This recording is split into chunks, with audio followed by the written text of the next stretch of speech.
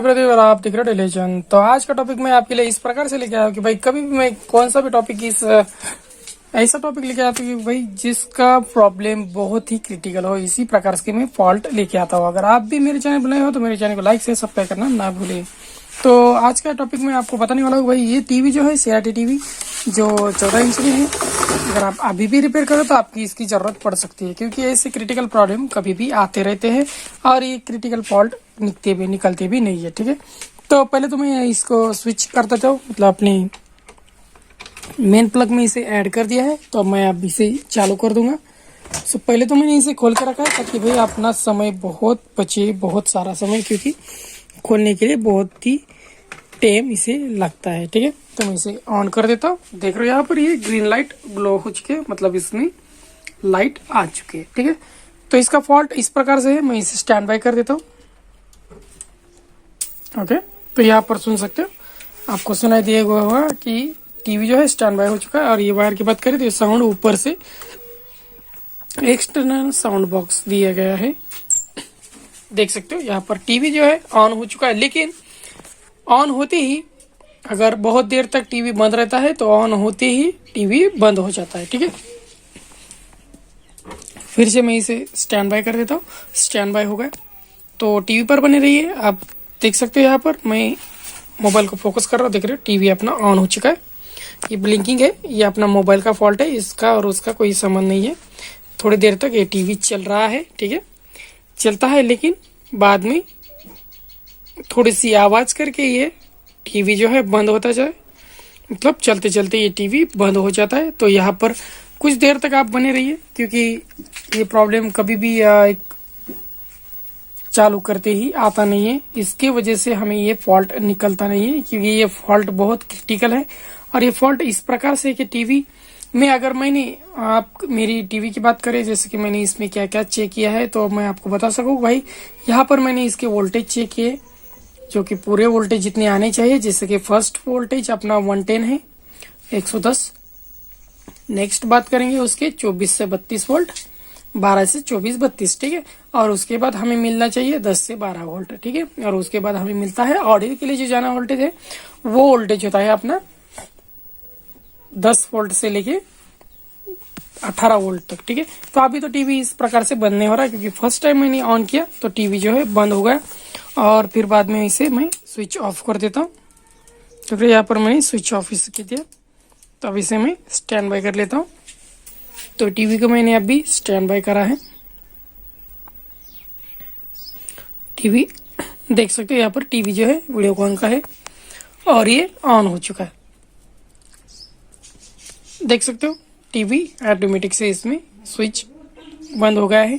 और ये फॉल्ट मैंने चेक किया, तो कभी भी ये फॉल्ट मैंने चेक किया तो मुझे लूज कांटेक्ट भी नहीं नजर आया है, और ना ही किसी पार्ट की ऐसा लगता है कि इसमें से कौन सा पार्ट जो है वो खराब हो गया होगा। तो कोई भी पार्ट इसमें खराब नहीं मिला है। फिलहाल इसके जो डायोड है यहाँ पर ऑडियो वाला, जो 12 वोल्ट से 15 वोल्ट तक हमें यहाँ पर मिलता है, 18 वोल्ट तक भी मिलता है। सिर्फ इसे ही मैंने इसे ओपन किया, इसे चेंज करके देख लिया। और इसके पीएफ की बात करें तो पीएफ को भी चेंज किया, और अपना 10 स्टार्ट है इस प्रकार से, जो कि 18-3 बोलते हैं इसको, उसे भी मैंने चेंज किया। तो कोई ये जो फॉल्ट है इसमें नहीं निकला है। और बात करते हैं इसका 2x2 रजिस्टर, जो अपने पीयू के लिए कन्वर्शन होता है, तो उसे भी मैंने चेंज कर लिया, लेकिन कुछ भी टीवी में फर्क नहीं है। तो इस प्रकार से मैंने जितने जितने पार्ट जो सेक्शन होते हैं, जैसे कि ट्यूब के लिए जाने वाले, तो मैंने योग को चेक किया, क्योंकि मुझे ऐसा लगा था भाई योग में अगर स्पार्किंग होता है तो टीवी लोड पर आकर बंद होता होगा, और थोड़ी सी आवाज आती है सुई करके, और टीवी जो है ऑफ हो जाता है। और इसका जो बेस का जो कंट्रोलर है, मतलब इसका जो वोल्टेज है, कभी कभी ट्यूब खराब होने के बाद भी ये फॉल्ट आता है। तो मैंने ट्यूब को भी, इसके पिक्चर ट्यूब को भी चेक किया, तो मुझे कुछ भी मसला इसमें नजर नहीं आया है। टीवी एकदम ओके चल रहा है, आपको लगता होगा, लेकिन जैसे ही आप इस टीवी को ऑन करते हैं, एक दिन चलेगा,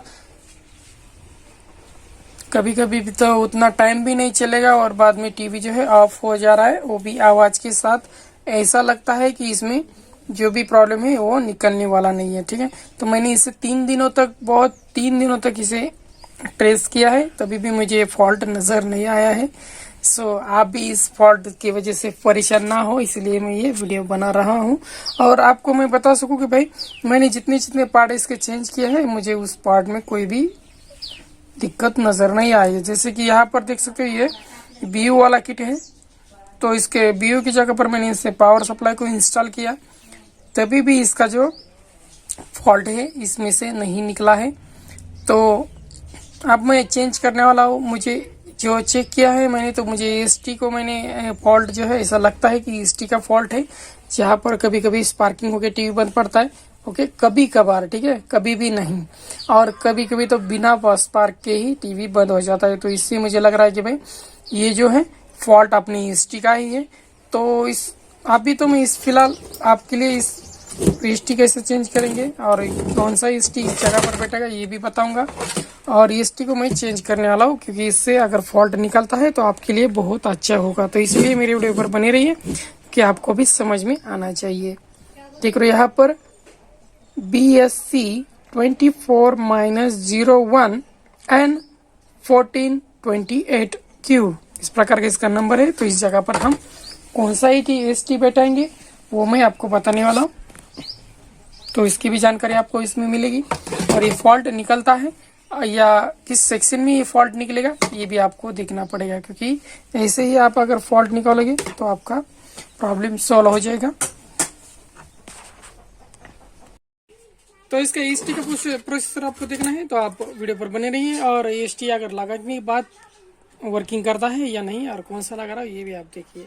ठीक है दोस्तों, फिलहाल तो मैं इसे अभी हॉट गन की मदद से इसे निकालने वाला हूँ, क्योंकि आसानी से मुझे ये निकलेगा। EST एक शोल्डर की मदद से मैंने ट्राई किया था लेकिन नहीं निकल रहा है। सो मैं अब इसे हॉट गन की मदद से इसे निकालने की कोशिश करूंगा। तो देखते हैं किस प्रकार से और आसानी से निकलता है EST या अभी भी फॉल्ट इसमें नजर आता है। ठीक है, तो यहाँ पर हिट कर देता हूँ इसको। अगर इस प्रकार से EST निकलता है तो बहुत अच्छा है, क्योंकि फटाक से मेरा काम जो है हो जाएगा।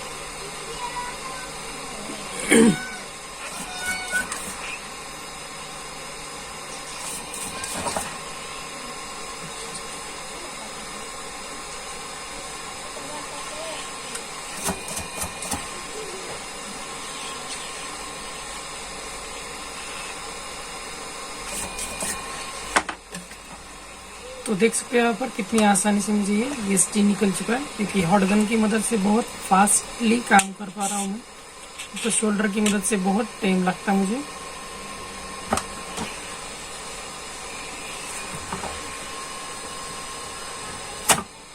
देखिए मेरा EST जो है निकल चुका है।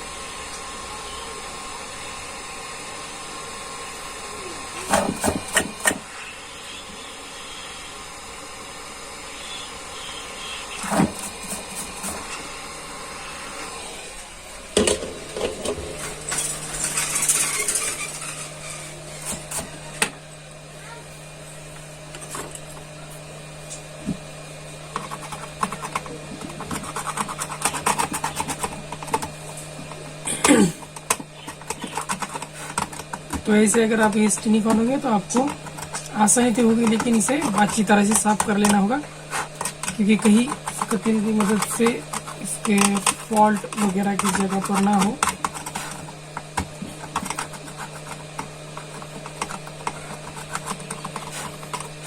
अच्छी तरह से ध्यान देना पड़ेगा।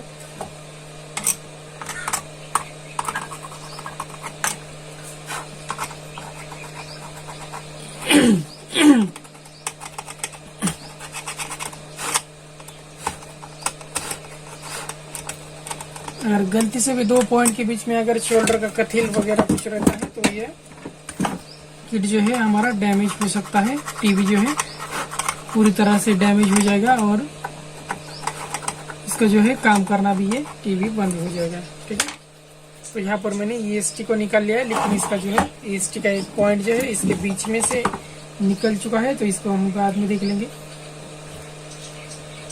ठीक है।